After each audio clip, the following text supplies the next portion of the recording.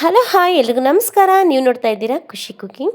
ಇವತ್ತಿನ ರೆಸಿಪಿ ಬಟಾಣಿ ಕಡಲೆಕಾಳಿನ ಮಸಾಲ ಪಲ್ಯ. ಇದು ರೊಟ್ಟಿ ಜೊತೆ, ಪೂರಿ ಜೊತೆ, ದೋಸೆಗೆ ಮತ್ತು ಚಪಾತಿಗೆ ತುಂಬಾ ಟೇಸ್ಟಿಯಾಗಿರುವಂತಹ ಪಲ್ಯ. ತುಂಬಾ ಸಿಂಪಲ್, ತುಂಬಾ ಈಸಿ. ಬನ್ನಿ ಹಾಗಾದರೆ ಹೇಗೆ ಮಾಡೋದು ಅನ್ನೋದನ್ನು ನೋಡ್ಕೊಂಡು ಬರೋಣ. ನಾನು ಈ ಪಲ್ಯನ ಕುಕ್ಕರಲ್ಲಿ ಮಾಡ್ತಾಯಿದ್ದೀನಿ. ಕಾಳುಗಳು ಚೆನ್ನಾಗಿ ಬೇಯೋದಕ್ಕೋಸ್ಕರ ಕುಕ್ಕರ್ ತೊಗೊಂಡ್ರೆ ಚೆನ್ನಾಗಿರುತ್ತೆ. ನೋಡಿ, ಫಸ್ಟ್ ಒಂದು ಕುಕ್ಕರ್ಗೆ 2 ಸ್ಪೂನ್ ಎಣ್ಣೆ ಹಾಕ್ಕೊಂಡು ಅರ್ಧ ಈರುಳ್ಳಿ, ಅರ್ಧ ಟೊಮೊಟೊನ ಕಟ್ ಮಾಡಿಕೊಂಡು ಈ ರೀತಿ ಚೆನ್ನಾಗಿ ಫ್ರೈ ಮಾಡ್ಕೊಳ್ಳೋಣ. ಒಂದು 3 ನಿಮಿಷ ಚೆನ್ನಾಗಿ ಫ್ರೈ ಆಗಬೇಕು. ಆಮೇಲೆ ನೋಡಿ, ಓವರ್ ನೈಟು ಕಡಲೆಕಾಳು ಮತ್ತು ಬಟಾಣಿ ಕಾಳನ್ನ ನೆನೆ ಇಟ್ಟಿದ್ದೆ. ಇವಾಗ ಬಟಾಣಿ ಕಾಳು ಮತ್ತು ಕಡಲೆಕಾಳನ್ನ ಸೇರಿಸ್ಕೊಳ್ಳೋಣ. ಇದನ್ನು ಸಹ ಒಂದು 5ರಿಂದ 6 ನಿಮಿಷ ಚೆನ್ನಾಗಿ ಎಣ್ಣೆಲೆ ಫ್ರೈ ಮಾಡ್ಕೊಬೇಕು.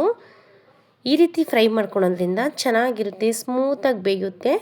ತಿನ್ನೋದಕ್ಕೂ ಅಷ್ಟೇ ಚೆನ್ನಾಗಿರುತ್ತೆ, ಒಳ್ಳೆ ಟೇಸ್ಟ್ ಕೊಡುತ್ತೆ.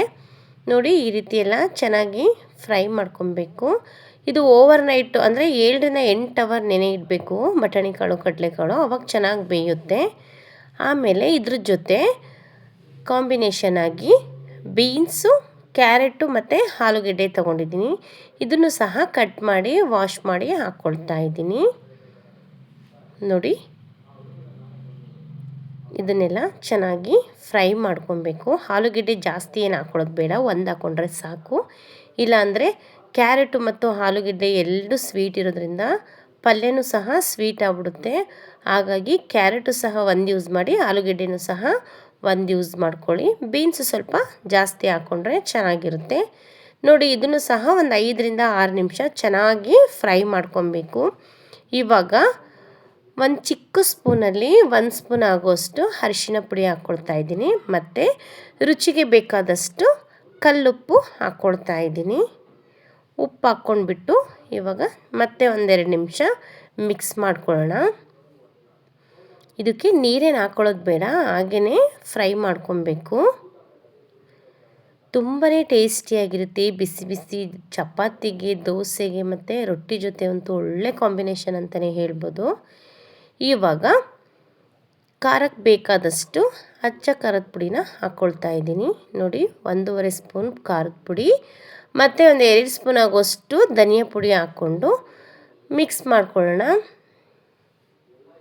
ಚಿಕ್ಕ ಸ್ಪೂನಲ್ಲಿ ಹಾಕ್ಕೊಂಡಿದ್ದೀನಿ ಧನಿಯಾ ಪುಡಿನ. ನೋಡಿ, ಇದನ್ನೆಲ್ಲ ಹಾಗೆಯೇ ಫ್ರೈ ಮಾಡ್ಕೊಬೇಕು. ನೋಡಿ ಎಷ್ಟು ಚೆನ್ನಾಗಾಗಿದೆ ಅಂತ. ಇದಕ್ಕೆ ಹಾಕ್ಕೊಳ್ಳೋಕ್ಕೆ ಒಂದು ಸಿಂಪಲ್ ಆಗಿರೋವಂತಹ ಮಸಾಲೆನ ರೆಡಿ ಮಾಡ್ಕೊಳ್ಳೋಣ. ನೋಡಿ, ಮಸಾಲೆ ಮಾಡ್ಕೊಳ್ಳೋದಕ್ಕೆ 2 ಈರುಳ್ಳಿ, 1 ಅರ್ಧ ಟೊಮೊಟೊ ಮತ್ತು ಶುಂಠಿ, ಬೆಳ್ಳುಳ್ಳಿ, ಕೊತ್ತಂಬರಿ ಸೊಪ್ಪು, ಒಂದು ಅರ್ಧ ಕಪ್ ಆಗೋಷ್ಟು ಕೊಬ್ಬರಿ, ಚಕ್ಕೆ, ಏಲಕ್ಕಿ, ಲವಂಗ, ಇದನ್ನೆಲ್ಲ ಒಂದು ಮಿಕ್ಸಿ ಜಾರ್ಗೆ ಹಾಕ್ಕೊಳ್ಳೋಣ. ಆಮೇಲೆ ರುಬ್ಕೊಳ್ಳೋಕೆ ಬೇಕಾದಷ್ಟು ನೀರು ಹಾಕ್ಕೊಂಡು ಇದನ್ನು ನುಣ್ಣಗೆ ರುಬ್ಕೊಳ್ಳೋಣ.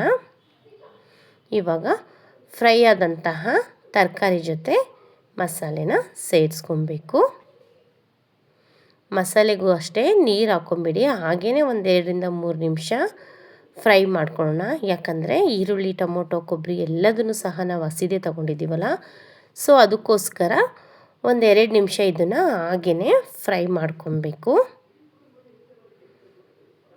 ನೋಡಿ, ಇದೆಲ್ಲ ಚೆನ್ನಾಗಿ 1-2 ನಿಮಿಷ ಫ್ರೈ ಆದಮೇಲೆ ಜಾರಲ್ಲೇ ಅಲ್ಪ ಸ್ವಲ್ಪ ಮಸಾಲೆ ಇರುತ್ತಲ್ಲ, ಅದನ್ನೆಲ್ಲ ನೀಟಾಗಿ ವಾಶ್ ಮಾಡಿಕೊಂಡು ಸ್ವಲ್ಪನೇ ನೀರನ್ನ ಹಾಕ್ಕೊಳ್ತಾ ಇದ್ದೀನಿ. ತೆಳುಗಾದರೆ ಚೆನ್ನಾಗಿರೋದಿಲ್ಲ ಗ್ರೇವಿ, ಸೊ ಅದಕ್ಕೋಸ್ಕರ ಸ್ವಲ್ಪನೇ ನೀರು ಹಾಕ್ಕೊಳ್ಳೋಣ. ತುಂಬ ಗಟ್ಟಿ ಅನಿಸಿದರೆ ಇನ್ನೂ ಒಂದು ಸ್ವಲ್ಪ ನೀರು ಆ್ಯಡ್ ಮಾಡ್ಕೊಳ್ಳಿ. ನೋಡಿ, ಇಷ್ಟಿದ್ರೆ ಸಾಕು. ಚಪಾತಿಗೆ ಪಲ್ಯ ಚೆನ್ನಾಗಿರುತ್ತೆ. ನಾನಿವತ್ತು ದೋಸೆ ಜೊತೆ ಮಾಡ್ಕೊಳ್ತಾ ಇದ್ದೀನಿ.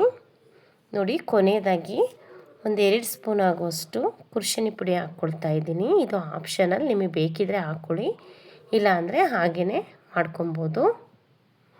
ನೋಡಿ, ಇಷ್ಟು ಗಟ್ಟಿ ಇದ್ದರೆ ಸಾಕು. ಇನ್ನು ತರಕಾರಿ ಎಲ್ಲ ಬೆಂದಿಲ್ವಲ್ಲ, ಆಮೇಲೆ ಮತ್ತೆ ಗಟ್ಟಿ ಆಗಿಬಿಡುತ್ತೆ. ಇಷ್ಟಂತೂ ಇರಬೇಕು. ಇವಾಗ ಕುಕ್ಕರ್ ಮುಚ್ಚೋಣ, ಕ್ಲೋಸ್ ಮಾಡ್ಕೊಳ್ಳೋಣ. 1-2 ವಿಷಲ್ ಕೂಗಿಸ್ಕೊಳ್ಳೋಣ, ಅಲ್ಲಿಗೆ ಪರ್ಫೆಕ್ಟಾಗಿ ಬೆಂದಿರುತ್ತೆ. ನೋಡಿ, ಇವಾಗ ನಾನು 1 ವಿಷಲ್ ಕೂಗಿಸ್ಕೊಂಡಿದ್ದೀನಿ.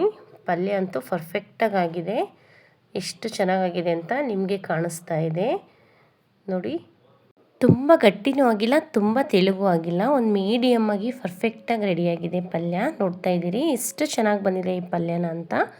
ಮತ್ತು ಮಾಡೋದು ಅಷ್ಟೇ ತುಂಬಾ ಸಿಂಪಲ್. ಈ ವಿಡಿಯೋ ನಿಮಗೆ ಇಷ್ಟ ಆಗಿದೆ ಅಂದ್ಕೊಂಡಿದ್ದೀನಿ. ಇಷ್ಟ ಆದರೆ ಪ್ಲೀಸ್ ಈ ವಿಡಿಯೋಗೊಂದು ಲೈಕ್ ಮಾಡಿ, ಶೇರ್ ಮಾಡಿ, ಕಮೆಂಟ್ ಮಾಡೋದನ್ನು ಮರಿಬೇಡಿ. ಇನ್ನೂ ಹೆಚ್ಚಿನ ಕ್ವಿಕ್ ಆ್ಯಂಡ್ ಟೇಸ್ಟಿ ವಿಡಿಯೋಗೋಸ್ಕರ ಖುಷಿ ಕುಕ್ಕಿಂಗ್ ಚಾನಲ್ನ ಸಪೋರ್ಟ್ ಮಾಡಿ. ಮತ್ತು ಸಬ್ಸ್ಕ್ರೈಬ್ ಆಗದೆ ಹಾಗೆ ನಮ್ಮ ಚಾನಲ್ನ ನೋಡ್ತಾ ಇದ್ದರೆ ಪ್ಲೀಸ್ ನಮ್ಮ ಚಾನಲ್ನ ಸಬ್ಸ್ಕ್ರೈಬ್ ಮಾಡ್ಕೊಳ್ಳಿ. Thank you.